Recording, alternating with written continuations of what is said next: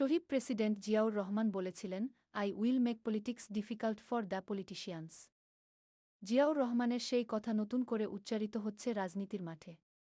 কেননা তারেক রহমান রাজনীতিতে যেভাবে তার দ্বিতীয় ইনিংস শুরু করলেন তাতে অনেক রাজনীতিকদের জন্য রাজনীতি করা সত্যিই কঠিন হয়ে পড়তে পারে। দীর্ঘ ১৭ বছর পর বাংলাদেশে ফিরেছেন তারেক রহমান।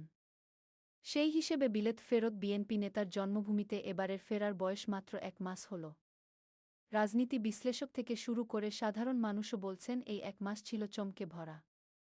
সাধারণ প্যান্ট, সাদা শার্ট, কখনো জিন্স, কেটস এর সাথে জ্যাকেট আর টুপি। ক্লান্তিকে পাশ কাটিয়ে হুডোহুডিতে বিরক্ত না হয়ে উল্টো মুখে হাসির ঝিলিক। সাধারণ মানুষের মনে জায়গা করে নেয়ার জন্য এতটুকুই হয়তো যথেষ্ট ছিল। কিন্তু তারেক রহমান গত ৩০ দিনে আরও বেশি কিছু দেখিয়েছেন সাধারণ মানুষকে। কেবল চালচলন কিংবা শারীরিক ভাষায় নয়, তারেক রহমানের ধীরস্থির বক্তব্য বোদ্ধাদের দৃষ্টি কেড়েছে। তার মুখ থেকে এখনও উচ্চারিত হল না শেখ হাসিনার অত্যাচার অবিচারের বিশদ বর্ণনা, যার রোষানলে পড়ে ১৭ বছর নির্বাসনে ছিলেন। পরিবার পরিজনের প্রতি আওয়ামী লীগ সরকারের নির্যাতন নিপীড়ন নিয়ে এখনও একটি শব্দ খরচ করেননি তিনি। উল্টো বারবার বলছেন শান্তিশৃঙ্খলা আর ঐক্যের কথা।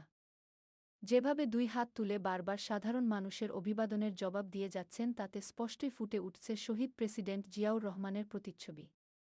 স্বদেশ প্রত্যাবর্তনের শুরুটাই ছিল চমকে ভরা। ১৭ বছর পর মাতৃভূমিতে পা দিলেন জুতা খুলে। খালি পায়ে নিজের হাতে দেশের মাটি স্পর্শ করলেন। অসুস্থ মায়ের কাছে আগে না গিয়ে হাজির হলেন লাখো জনতার মাঝে, যাদের জন্য অত্যাচার নির্যাতন সহ্য করেও বাংলাদেশেই ছিলেন বেগম খালেদা জিয়া।